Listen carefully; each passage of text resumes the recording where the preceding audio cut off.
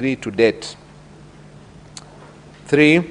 Misappropriation of funds and unfair distribution of projects under the Financing Locally Led Climate Action (FLOCA) Fund. 17. On various dates between the year 2023 and 2025, the Governor has violated the provisions of Articles 10, 179, 183, 201, 207, and 208 of the Constitution, and Sections 102 and 107 of the Public Finance Management Act 2012, and Section 30, subsection 3F of the County Governments Act 2012, by presiding over unfair, skewed, and nepotic distribution of projects under FLOCA funds, imprudent use, misappropriation, and misallocation of FLOCA funds as follows. A.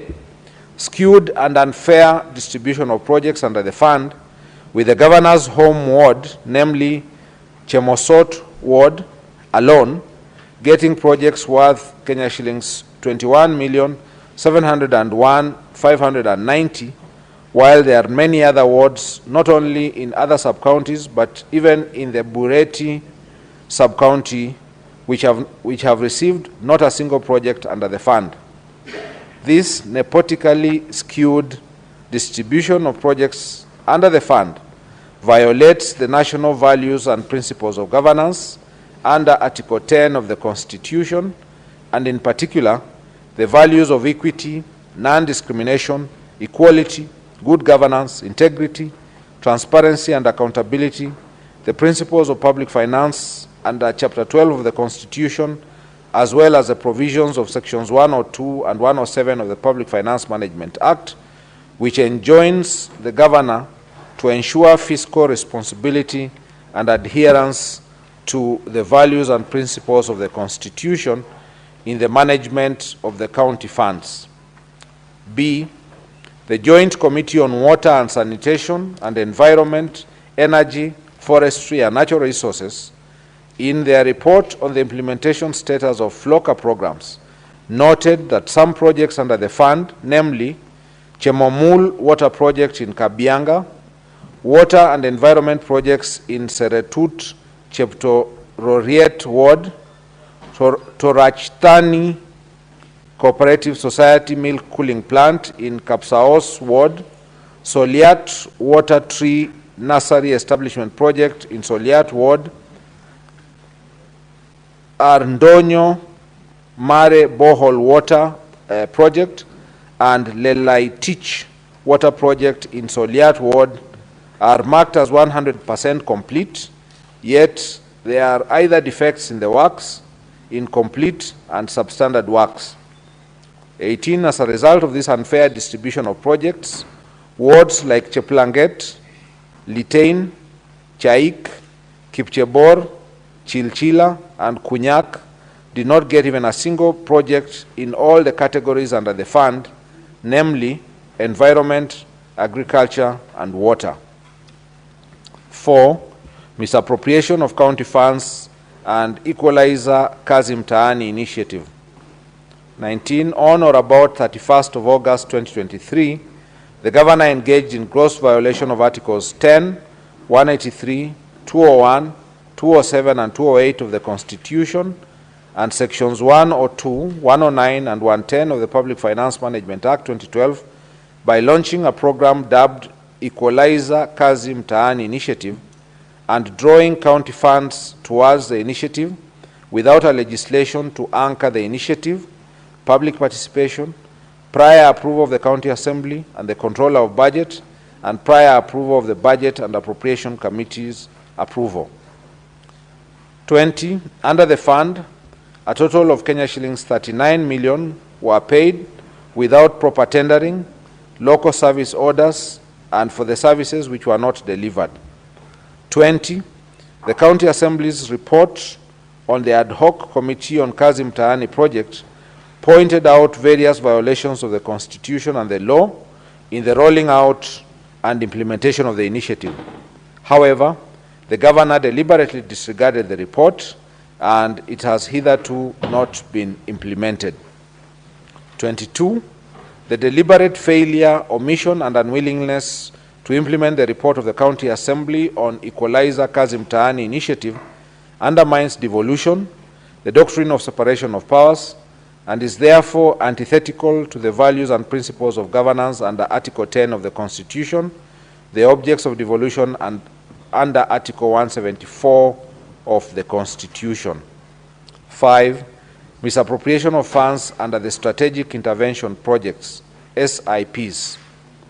23. In various dates during the financial year 24-25, the Governor engaged in gross violation of Articles 10, 183, 201, 207, and 208 of the Constitution, and Sections 102, 109, and 110 of the Public Finance Management Act 2012 by overseeing misappropriation of various projects under the Strategic Intervention Projects CIP Fund.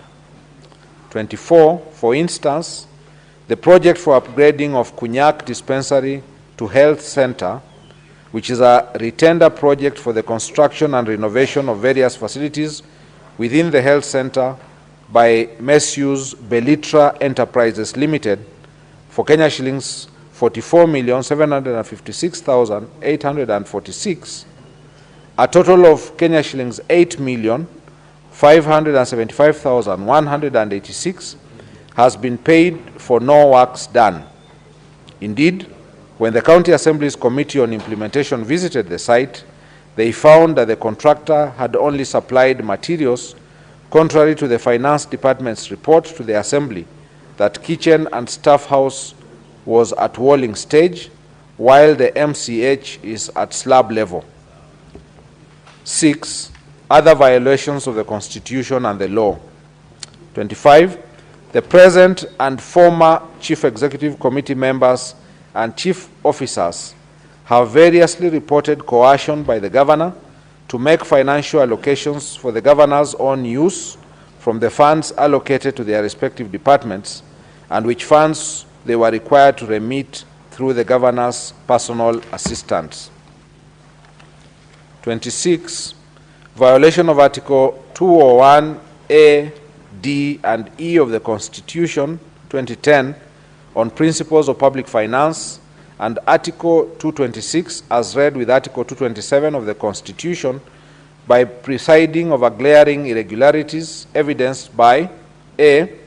Irregular award of contracts and evasion of accountability, B.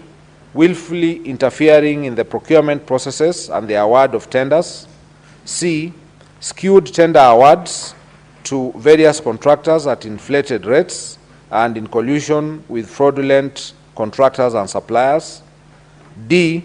Irregular implementation and unfair distribution of various programs in the county, E. Intentionally and negligently presiding over massive theft of county public funds, as evidenced by the Auditor General's reports for the preceding financial years, which have raised red flags over various projects. 27. On 15th August 2023, the Governor compensated the victims of Londiani accident from the County Emergency Fund to cover up for the funds raised by the public and misappropriated by a committee he had formed to steer the funds drive, and without a cogent explanation of how the funds publicly raised for the victims had been expended. Allegation number 2, misappropriating and or abetting misappropriation of the funds publicly raised for the victims of Londiani accident. 1.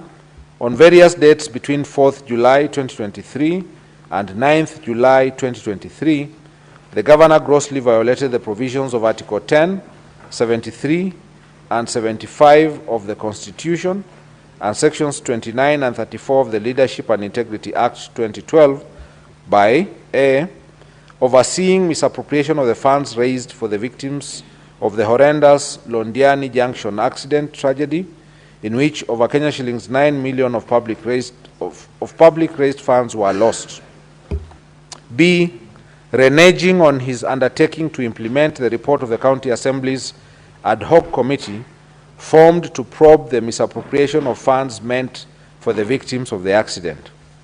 There is evidence that the Governor filed a suit and or supported a suit by those implicated in the report of the County Assembly's Ad Hoc Committee in Kericho Employment and Labor Relations Court petition number E006 of 2023, Dr. Wesley Bor and 5 others versus the Governor, Kericho County Government and others, and Kericho ELRC petition number E014 of 2023, Victor Tum and others versus the Governor, Kericho County and others. C, being personally and directly complicit in the flawed award of direct tenders for service providers during the fundraiser and requiem mass of the victims of the accident.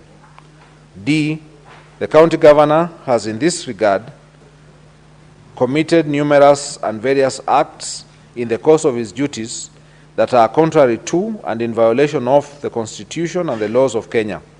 These include: 1, the authenticity of various payments made cannot be confirmed. The fact that the exact amount of money expended from the sum collected during the fundraiser points to impropriety and suggests a clear fraud on those whom the funds ought to have benefited. 2, a total of Kenya shillings 13,682,660 was collected at the fundraiser. A sum of Kenya shillings 423,000 was purportedly expended as pastor's facilitation, transport refund, field preparation, lunches and refreshments, printing, publishing, and radio announcements. Other payments that were approved from the fund were Kericho County Referral Hospital, Kenya shillings 2,037,524, Londiani Hospital, Kenya shillings 1,534,190, Supertix Limited, Kenya shillings 2,945,000, Supershine Limited, Kenya shillings 411,000, Raise Hotel, Kenya shillings 100,000, County Commissioners Fuel, Kenya shillings 300,000. 3, that when Kenyans from all walks of life voluntarily made contributions to aid the victims of the tragedy, it was never intended or anticipated that the funds would be misappropriated with the blessings of the governor, who had a higher calling to ensure the money is accounted for to the last coin and on whom the people bestowed their trust. 4, the governor issued contradictory statements insofar as the use of the funds is concerned. The contradictory statements point to his being complicit in the matter. 5, while the governor is on record indicating that the medical bills for all the victims would be waived and taken care of by the county government, it is clear why money had to be paid out from the fund collected to various public hospitals against the express and unequivocal representations of the governor. E, by his acts of omission and commission, the governor has grossly violated the provisions of Article 75 of the Constitution, which demands that a state officer shall, whether in private or in public, behave in a manner that avoids conflict of interest between personal interests and public or official interests, or compromises public interest in favor of personal interest. F, by overseeing the misappropriation of the funds aimed at assisting the victims of the accident, the governor violated Article 73 Subarticle 2, which demands from him selfless service based solely on public interest, demonstrated by honesty in the execution of his duties, accountability to the public for decisions and actions, and discipline and commitment in service. G, by allowing himself to be a master of doublespeak in such a grave matter that shook the conscience of the nation, the governor violated Article 73, Subarticle A, Roman 2 and 3 of the Constitution, which demand that he at all times demonstrates respect to the people and brings honor and dignity to the office he holds. H, by allowing himself and senior officials close to him to benefit from the funds, the governor violated Article 76, Subarticle 2B of the Constitution, which prohibits a state officer from accepting a benefit in circumstances that compromise the integrity of the state officer. I, by failing to ensure that decision-making in the executive of the county governor are not influenced by corruption, nepotism, and other callous and improper motives, the governor has failed to exercise objectivity and impartiality, thus violating Article 73, Sub-Article 2B of the Constitution of Kenya 2010. Ground 2, abuse of office. The particulars of this ground are as follows. Allegation 1, illegal appointments, unlawful dismissals and transfers, and usurpation of the constitutional and statutory functions of county public service. The governor has variously engaged in 1, gross misconduct, and 2, gross violations of Articles 10, 73, 75, 232, 235, and 236 of the Constitution.